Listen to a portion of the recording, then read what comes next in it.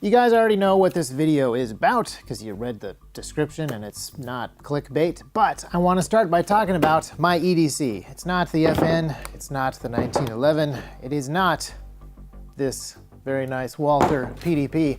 It is probably something that you expected. It is the humble Glock 19 with the TLR7, and I can't show the holster because it's a prototype as usual. But my everyday carry is also a bunch of other random things that you probably expect, like the Para 2 from Spyderco. Just a fantastic knife. I also have just random stuff like Bluetooth earbuds from Samsung, a wallet containing information that I will hide from you by putting it down quickly, and all sorts of random other stuff like my keys, which I'm not going to show you because it contains showing this keyring would reveal a lot of information that I don't want you to see, and that's sort of where we're going with the point of this video.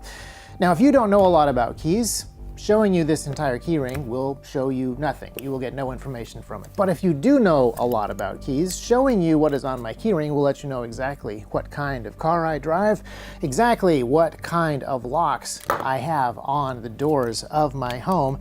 And if you get a good enough shot at, say, one of the keys here, we'll probably do this very carefully in B-roll, you would actually be able to figure out exactly what pattern the key is. And you would be able to tell that this right here is a 2, 4, 6, 3, 3 pin lock. This is a 5-pin lock, and with that number you can get this exact key made, and it would open up the lock that this key goes to, which is not the house that I live in, but it is actually hundreds of houses around the country. Hundreds of houses will be opened by this particular key. So if you know what data actually means, you know whether or not you should show it to other people. And that is where my phone kind of comes in as well. My phone is just jam-packed with data about me. And if I don't know particularly what that data can be used for, it probably doesn't bother me. But as I learn more about the ways that my phone's data can be used against me,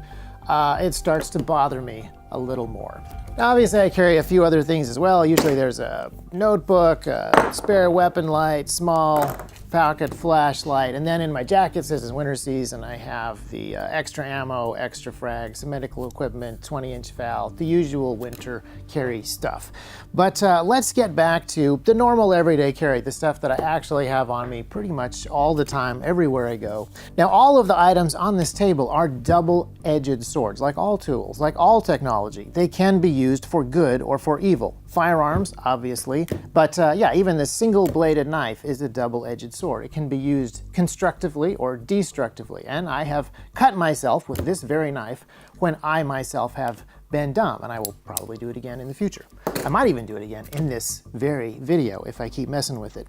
But I am the one who controls when these things are used for good or for evil, except for the phone. The phone is a double-edged sword that I don't control when it is actually used against me. And I don't particularly like that. So we're going to talk about how to DeGoogle this phone and make it easier for us to control how it is used productively and destructively. Even though I own this device, and theoretically I own all the data on the device is being generated by me, my activities, I don't really own that data because I don't really control it. It is the large technical companies, like Google specifically for this phone, that has the most control over this device. AT&T has some control over this device, and the United States government has a little bit of control over this device. And part of the reason we're making this video right now today is the government would like more control over this device. There's a bill called the Restrict Act, which is theoretically an anti-TikTok bill, because TikTok is super cringe, and obviously the government should do something about that. But the Restrict Act is more than just TikTok. In fact, it doesn't even mention TikTok at all. It is just a control mechanism. The Restrict Act gives the government control over more stuff that you do with your phone and over the apps that you have on your phone. And in some ways, it's kind of like It's kind of like Patriot Act 2.0. 20 years ago, when the Patriot Act was passed, the internet had become a very large centralized source of communications traffic, and the government wanted to see it. The Patriot Act lets them see it. But in the last 20 years, the internet has gotten a lot more top-down control built into it from large tech companies, most of which have popped up in the last 20 years. The Restrict Act is like Patriot Act 2.0. It keeps all the surveillance and it adds all the control that currently now technically exists. Now this is a Google Pixel phone. Ironically, the Google phone is the best phone to de-Google. And those of you who are watching this particular video on your iPhones at this moment, I'm sorry, you guys don't get a pass either. Security researchers have confirmed that iPhones actually talk to Google servers about as often as Google phones do. Android constantly is talking to Google and telling Google stuff that you are doing on your phone. And your iPhone talks to Google a lot.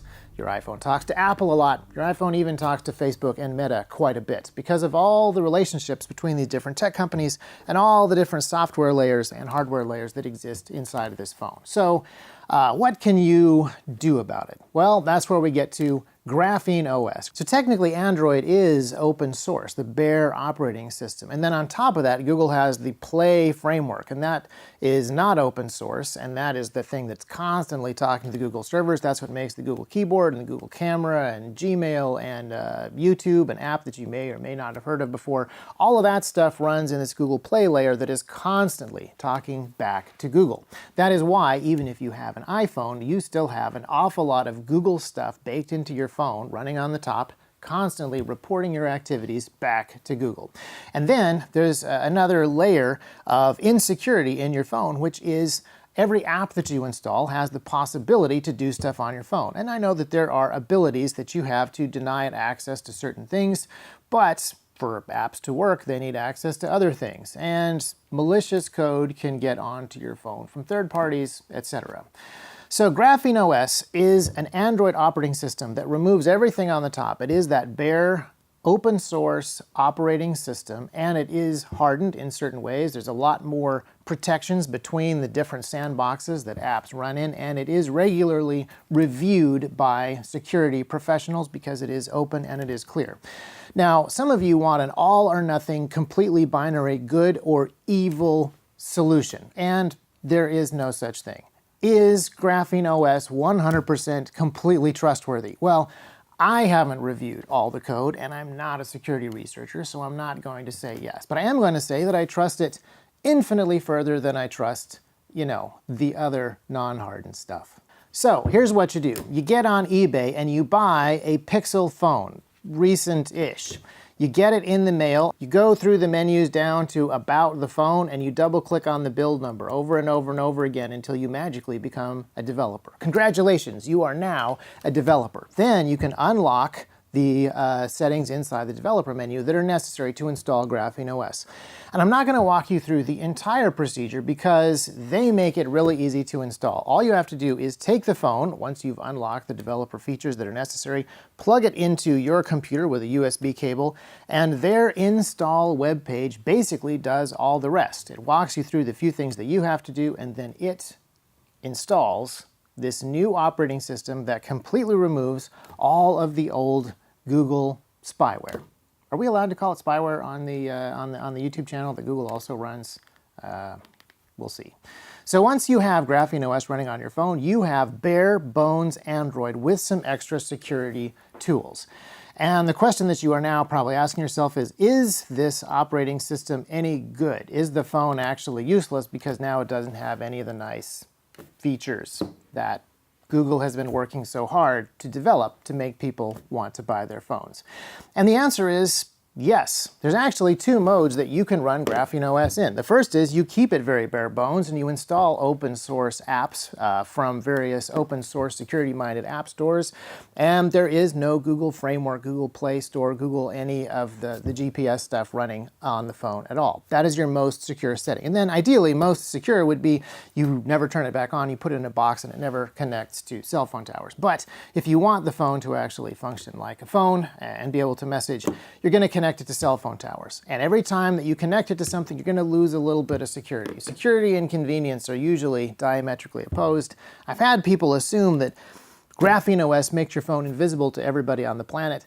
This can't be true, because if you have an Android phone that talks to an AT&T tower, AT&T is going to see the phone. That's literally how the towers have to work. And they can also kind of figure out where you are. If you're talking to a cell phone tower that's on the west side of Centerville, Tennessee, they can figure out that you're on the west side of Centerville, Tennessee.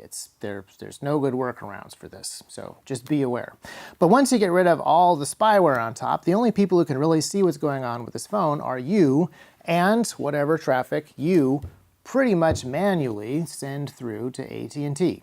But then, if you really need your Google apps, if you really need your Angry Birds or whatever cool, hip game the kids are playing these days, if you really need your tickety-tocketies, you can install a hardened version of that Google Play Store that is locked down and in a sandbox. And then you can install the Google Play apps and lock those down in their own individual sandboxes, and that gives you an extra level of security over if you were using a regular off-the-shelf Samsung or whatever. So I recommend that you do a little bit of research on this and figure out what your actual threat models are, because it kind of depends. I've had people say, I'm only going to do security stuff. I'm only going to be security conscious if it makes me invisible to the entire United States government, which is a big ask. There are many threat models that exist outside of the NSA, believe it or not. And there's a whole bunch of different weaknesses that exist in a phone outside of tattling directly to the feds.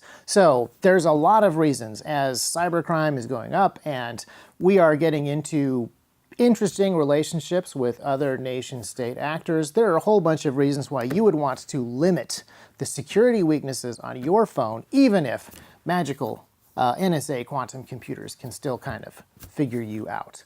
And I've talked about this relating to other things as well, other different apps and programs, like using a VPN. Using a VPN does not make you completely invisible or invincible, but it does add an extra layer of security. If you get a Graphene phone set up, you don't do anything stupid with it, and you install a VPN, well now AT&T can see that you're connected, they're seeing way less data from you, and that data is now encrypted in the VPN. Now, of course, you have traded AT&T's eyes looking at your traffic to the VPN provider checking on your traffic. So there has to be a new level of trust, and nothing is going to be perfect. Also, you have to kind of keep on top of these things. There's a bunch of VPN providers that I trust way further than Google or AT&T, but I don't trust them completely, and I've watched them occasionally get purchased by companies that I trust far less. Now at this point, you are realizing how daunting operational security could actually be, and you're wondering if I actually practice what I preach and I maintain a very high level of OPSEC.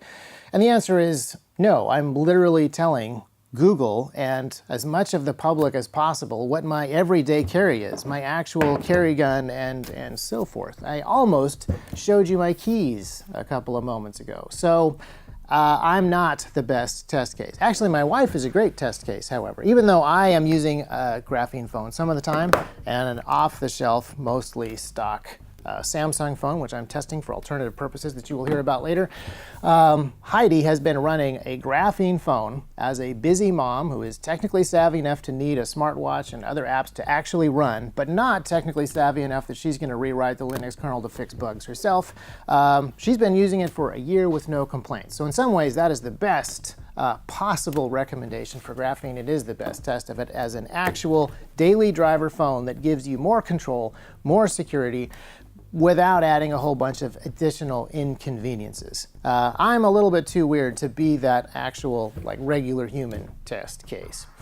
But I do realize that thinking through some of these issues and taking responsibility for them is daunting. I don't want to spend a huge amount of time going over all of the different threat models and thinking about all of the different ways that publishing a podcast or listening to podcasts or downloading podcast apps is exposing my personal data to bad actors and endangering the people that I work with and the people that I love at home to those bad actors. But I do think that it is our responsibility. In the same way that when you begin to carry a firearm, you take responsibility for yourself, protecting those around you, but you also take responsibility for every bullet that you fire. And that is something that will cost you time and it will cost you money. And you will need to continually put time into it to keep your skills at a high level.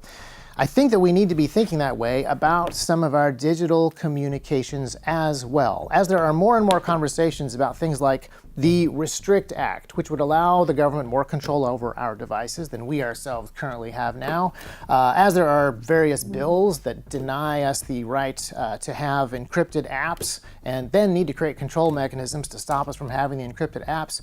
We need to be on top of this. And there's kind of no alternative. If you lived 500 years ago, you would have needed to know something about swordplay.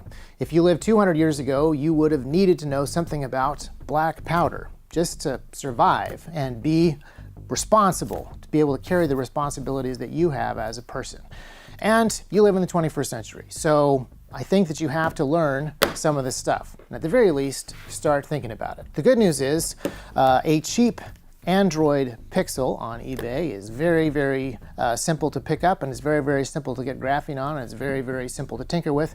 If it ends up not being your daily driver, it still is something that you can install ATAC on, use as a burner. Are we allowed to say burner on videos that talk about government control? I'm not. We'll see. It is something that you need to be considering, at the very least. Experimenting with, probably, and I would say implementing very soon. So my recommendation to you is to begin doing a little bit more reading on the subject, and we want to talk about this more at T-Rex Arms. So in the comments below, I would like for you to recommend to me any security services and experts that can help us get more up to speed on this issue. And I would like you to share this video with some of your friends, because I'm getting the sneaking suspicion that YouTube probably won't do that for us.